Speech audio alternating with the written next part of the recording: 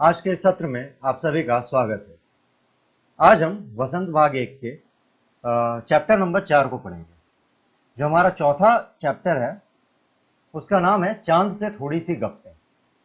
ये एक कविता है और इस कविता को लिखा है शमशेर सिंह बहादुर ने। तो इस कविता के माध्यम से कवि जो हैं वो हमें ये बताना चाह रहे हैं कि कैसे एक 11 साल की बच्ची, एक 10-11 साल की बच्ची है जो कि बहुत जिज्ञासु है। लड़की क्या है? लड़की जो है वो जिज्ञासु है। ठीक है। अब इसके मन में जिज्ञासा कौन कौन सी आ रही है? जिज्ञासु हम कहते हैं उनको जो जिनको जानने की इच्छा होती है, वो ज्यादा से ज्यादा चीजें जानना चाहते हैं। तो ये लड़की भी जो है वो एक जिज्ञासु लड़की है। इसे चांद के बारे में जानने का बहुत शौक है। तो ये चांद से कुछ बातें कह रही है। ये देखिए मुंडेर पे, घर के मुंडेर पे बैठी हुई है यहाँ पर और चांद से कुछ बातें कर रही है। चांद से वो पूछ रही है, बता रही है कि वो किस तरीके से होता है। तो आइए उस कविता में हम लोग आगे देखते हैं कि वो चांद से क्या क्या बातें कर रही है। गोल हैं खूब मगर आप तिरछे नजर आते हैं जरा, आप पहने हुए हैं कुल आकाश तारों जड़ा। तो चांद से कहती है कि आप हैं तो गोल, बहुत गोल हैं, खूब हैं, मगर आप तिरछे नजर आते हैं, पर थोड़े से आप तो टेढ़े नजर आते हैं गोल होते हुए भी। आपने पूरे आकाश को पहन रखा है, तारों जड़े आकाश को। तो आकाश जो होता है, जिसको हम लोग स्काई कहते हैं अंग्रेजी में और आसमान कहते हैं, ये लड़की कहती है कि आकाश जो है वो आपका वस्त्र है, यानी चांद का कपड़ा है। तो ये आकाश को क्या बताती है? चांद का, चांद का वस्त्र। तो लड़की जो है वो आकाश को चांद का वस्त्र बता रही है और कहती है कि आपने तो ये पूरा पहन रखा है और आपका जो वस्त्र है उसमें तारे जड़े हुए हैं, यानी कि तारों से भरा हुआ जो आकाश है उसको ये तारों जड़ित वस्त्र की तरह बुलाती है। सिर्फ मुंह खोले हुए हैं अपना गोरा चिट्टा गोल मटोल। फिर कहती है कि आपने, एक तो आप गोल हैं पर तिरछे नजर आ रहे हैं, दूसरे आपने ये आकाश रूपी जो कपड़ा है वो पहन रखा है जिसमें तारे जड़े हुए हैं, तीसरा जो है आप सिर्फ मुंह खोल करके अपना और गोरा चिट्टा गोल मटोल मुंह खोल करके बैठे हुए हैं। तो ये चांद के मुंह को कैसा बता रही है? गोरा चिट्टा और गोल मटोल बता रही है। आगे कहती है अपनी पोशाक को फैलाए हुए चारों सिमत। जो सिमत है इस शब्द का अर्थ होता है दिशा। दिशा यानी कि डायरेक्शन। तो ये कहती है कि आप जो हैं अपनी पोशाक को चारों सिमत में फैलाए हुए हैं, यानी चारों दिशाओं में फैलाए हुए हैं। आकाश जो है वो चारों तरफ फैला होता है। तो आकाश को चूंकि क्या बता रही है? वो आकाश को बता रही है कि ये चांद का कपड़ा है, चांद का वस्त्र है।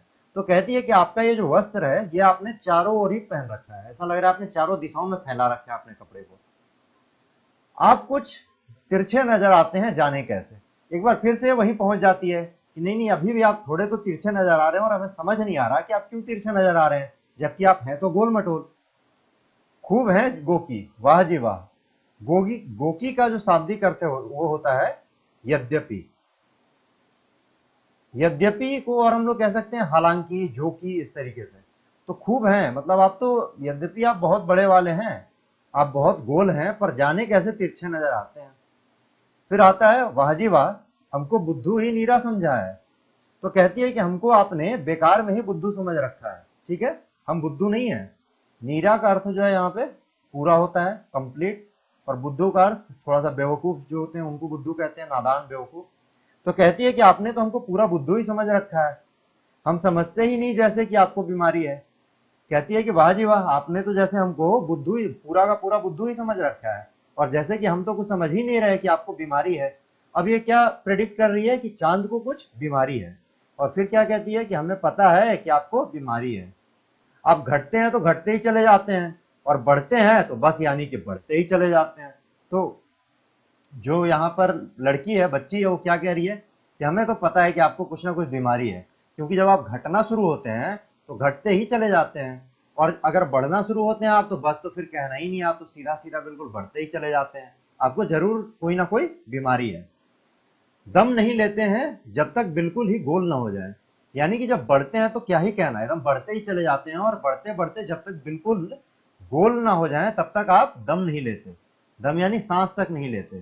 तो जब तक आप बिल्कुल बड़े ही ना हो जाएं तब तक तो आप सांस भी नहीं लेते हैं। बिल्कुल गोल, मतलब जब तक पूरा कंप्लीट वो गोल पूर्णिमा वाली चंद्रमा ना आ जाए तब तक जो है आप बिल्कुल भी सांस नहीं लेते हैं। यह मरज आपका अच्छा ही नहीं होने में आता है। फिर कहती है कि ये जो आपका मरज है, मरज यानी बीमारी, मरज हम लोग कहते हैं किसको, बीमारी को।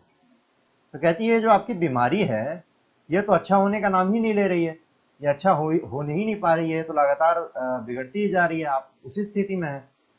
तो शमशेर बहादुर सिंह जो है हमारे कवि हैं, वो इस कविता के माध्यम से क्या बता रहे हैं हमें, वो इस कविता के माध्यम से बता रहे हैं कि किस प्रकार एक 10-11 साल की बच्ची जो है वो जिज्ञासु है, उसे जिज्ञासाएं हैं जानने की कि ये चांद जो है आखिर में बड़ा क्यों होता है, छोटा क्यों होता है, ये शेप क्यों बदलता है, ये तिरछा क्यों नजर आता है।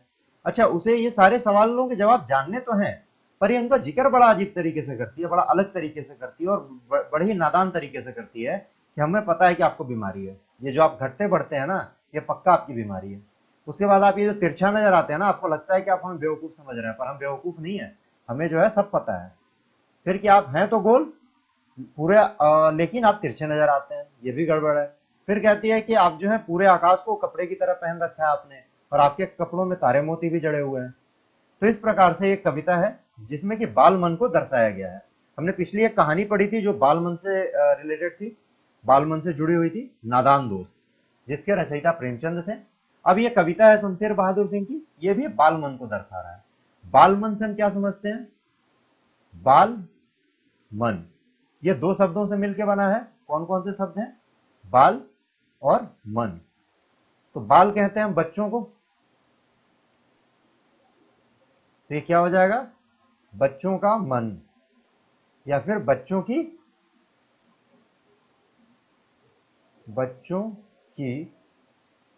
मनोस्थिति।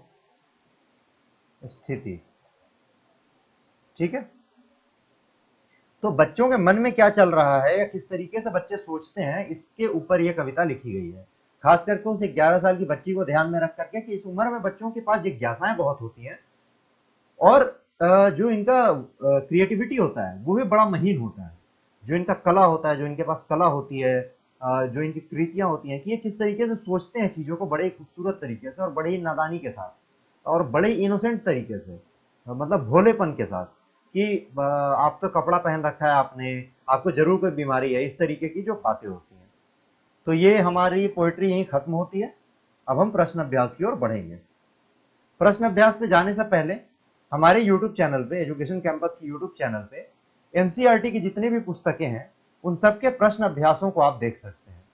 ये हम कक्षा 5 से लेकर के कक्षा 12वीं तक, कक्षा 5वीं से लेकर के कक्षा 12वीं तक हमारे जितने भी ट्यूटर्स हैं वो बहुत अच्छे तरीके से विस्तृत रूप से सभी प्रश्नों का उत्तर एक्सप्लेन करके वीडियोस बना रहे हैं, और वो वीडियोस आपको मिलेंगे यूट्यूब चैनल पे। आपको करना ये है कि आप पहले चैनल पे जाएं, एजुकेशन कैंपस सर्च करें यूट्यूब पे, उसे सब्सक्राइब करें और प्लेलिस्ट में एनसीईआरटी सॉल्यूशंस ढूंढ करके आप देख सकते हैं। वहां पे सारे 100% सवालों के जवाब दिए जाएंगे और बहुत ही अच्छे से विस्तृत रूप से दिया जाएगा। So we are providing NCERT solutions for every subject, and 100% solutions are solved in a very explained and easy way by our tutors, and those included from class 5th to class 12th. And you can access these solutions and these videos of solutions, these sessions of solutions on our YouTube channel. You just have to search Education Campus on YouTube and subscribe the channel and search for the NCERT solutions in the playlist. Thank you so much. अब आगे बढ़ते हैं, कविता से कुछ प्रश्न देखते हैं। आप पहने हुए हैं कुल आकाश के माध्यम से लड़की कहना चाहती है, चांद तारों से जड़ी हुई चादर ओढ़कर बैठा है, चांद की पोशाक चारों दिशाओं में फैली हुई है, तुम किसे सही मानते हो। यानी लड़की कह रही है कि आप पहने हुए हैं कुल आकाश। इस लाइन का जो है अर्थ क्या है, इस पंक्ति का जो अर्थ है वो क्या है। तो एक तो है चांद तारों से जड़ी हुई चादर ओढ़कर बैठा है, और दूसरा चांद की पोशाक चारों दिशाओं में फैली हुई है। तो कुल आकाश पहना है इन्होंने। क्या लिखा है सवाल में कि चांद ने कुल आकाश पहना है। कुल आकाश का मतलब पूरा का पूरा आकाश, पूरा का पूरा। यहाँ जो कुल शब्द है इससे क्या पता चलता है, चारों दिशाओं में। हालांकि अगर हम कविता में देखें तो इसके लिए अलग अलग है, जैसे आपने पहने हुए हैं कुल आकाश, इसके बाद है तारों जड़ा। कैसा आकाश आपने पहना है, तारों जड़ा आकाश। और जो दूसरी लाइन है कि चारों दिशाओं में फैले हुए हैं, वो यहाँ पे है। अपनी पोशाक को फैलाए हुए चारों सिमत में।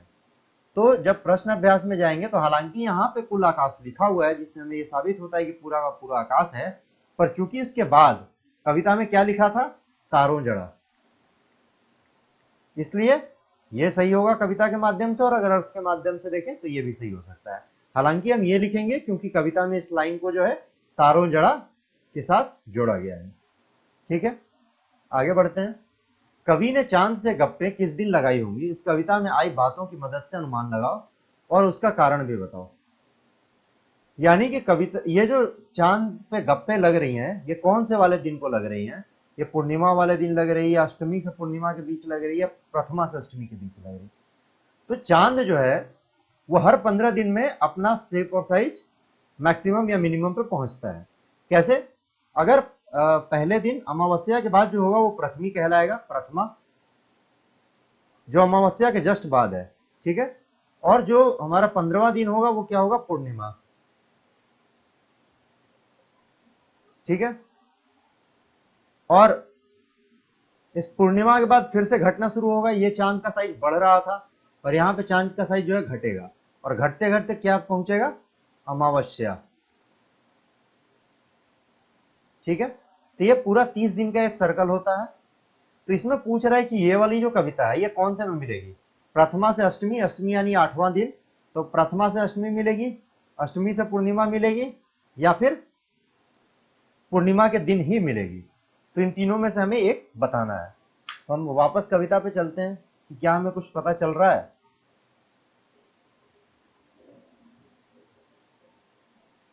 जैसे यहाँ पे क्या लिखा है, गोल है खूब मगर, पहला हमें यहां मिला।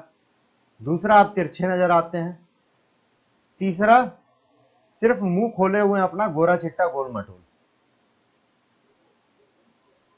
तो ये लिखती है कि आप जब तक बिल्कुल गोल ना हो जाए तब तक बढ़ते चले जाते हैं, ये बात कर रही है।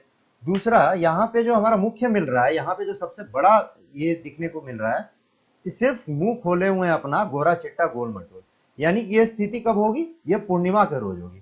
पूर्णिमा के रोज जो है चांद सबसे बड़ा होगा, ये रहा पूरा का पूरा चांद, बड़ा चांद। तस्वीर में भी हम देख सकते हैं पूरा चांद है। और जब चांद पूरे अपने पूरे बड़े अवस्था में होगा, तब जो है उसको हम कह सकते हैं कि उसका मुंह जो है वो गोल मटोल और चिट्टा, गोरा चिट्टा लगेगा। तो यहाँ पे हम कौन सा ऑप्शन सही मारेंगे, हम पूर्णिमा का ऑप्शन सही करेंगे। क्यों करेंगे? क्योंकि चांद का जो अवस्था है वो गोल मटोल है, उसका चेहरा गोल मटोल दिख रहा है बच्ची को, तो वो पूर्णिमा के रोज ही वैसा दिख सकता है। तीसरी है, नई कविता में तुक या छंद के बदले बिंब का प्रयोग अधिक होता है। बिंब वह तस्वीर होती है जो शब्दों को पढ़ते समय हमारे मन में उभरती है। तो यहाँ पर ना एक बिंब शब्द आया है। बिंब से हम क्या समझते हैं, कविता में ऐसे लाइन का प्रयोग या ऐसी पंक्ति का प्रयोग या ऐसी कविता जिसको पढ़ने के बाद हमारे मन में एक फिगर उत्पन्न हो, एक तस्वीर उत्पन्न हो। जैसे हम चांद के बारे में पढ़ रहे हैं, तो चांद के पूर्णिमा वाली जो तस्वीर है अगर हमें वो दिख जाए तो वो बिंब रूपी कहलाएगा। या फिर किसी नदी का जिक्र हो रहा है, तो बिल्कुल वो नदी हमें दिख जानी चाहिए कि वो नदी कैसी होगी, उसके आसपास पेड़ है कि नहीं है, उस नदी का स्पीड कितना है, पानी के बहाव का, उसका तेजी कितनी है, गति कितनी है। ये सभी चीजें अगर हमें ज्ञात हो जाए, ऐसे बिल्कुल फिगर दिमाग में एक्सप्लेन हो जाए, तो उसको हम क्या कहेंगे कि हमारे मन में एक बिंब पैदा हो रहा है और वो बिंब छंद है या फिर वो बिंब है। कई बार कुछ कवि शब्दों की ध्वनि की मदद से ऐसी तस्वीर बनाते हैं, और कुछ कवि अक्षरों या शब्दों को इस तरह छापने पर बल देते हैं कि उससे कई चित्र हमारे मन में बने। तो अलग अलग है कि ध्वनि का इस्तेमाल करके कुछ लोग वो बिल्ड करना चाहते हैं, और कुछ लोग अक्षरों का उपयोग करके और शब्दों का उपयोग करके। हालांकि वो अपने अपने तरीके हैं, हमें उसमें नहीं ज्यादा ध्यान देना है। इस कविता के अंतिम हिस्से में चांद को एकदम गोल बताने के लिए कवि ने बिल्कुल शब्द के अक्षरों को अलग अलग करके लिखा है। तुम इस कविता के और किन किन शब्दों को चित्र की आकृति देना चाहोगे? ऐसे शब्दों को अपने ढंग से लिख कर दिखाओ। जैसे कि बिल्कुल, बिल्कुल कैसे लिखते हैं हम लोग, ये होता है हमारा बिल्कुल का स्पेलिंग। ठीक है, पर कवि ने बिल्कुल कैसे लिखा है, बे अलग, ल अलग, कु अलग, ल अलग। ये क्यों लिखा है? क्योंकि ये दिखाना चाहते हैं कि लड़की जो है, जो बच्ची है, उसने कैसे बोला होगा, उसने बोला होगा बिल्कुल बड़ा। तो इस तरीके से जब हम किसी चीज को बोलते हैं, हम जब अचंभित होते हैं तो इस तरीके का उपयोग करते हैं। तो दम नहीं लेते जब तक बिल्कुल ही गोल ना हो जाए, तो जो बहुत बड़ा एग्जेजरेट करके जब हम किसी चीज को बोलते हैं तो उसको तोड़ तोड़ के बोलते हैं, तो खींच के बोलते हैं। तो यहाँ पे कवि ने वही किया है, वही दर्शाने की कोशिश की है यहाँ पे। तो एक बिंबात्मक है, क्योंकि इससे क्या चित्र उत्पन्न होता है कि बच्ची जो है बिल्कुल उत्सुकता में है और बिल्कुल बढ़ा चढ़ा के उस चीज को पेश करना चाह रही है। तो इसमें आप कविता में, अभी हमने पूरा कविता एक्सप्लेन वे में देखा है, विस्तृत रूप में पढ़ा है, तो आप इसमें से कुछ और शब्दों को भी देख सकते हैं जो बिंब के रूप में आपके सामने मौजूद है। तो इस प्रकार हमारा जो आज का सत्र है वो यही समाप्त होता है। हम दोबारा अगले सत्र में मिलेंगे नए चैप्टर के साथ, नए विषय के साथ। तब तक के लिए आप सभी का बहुत बहुत शुक्रिया।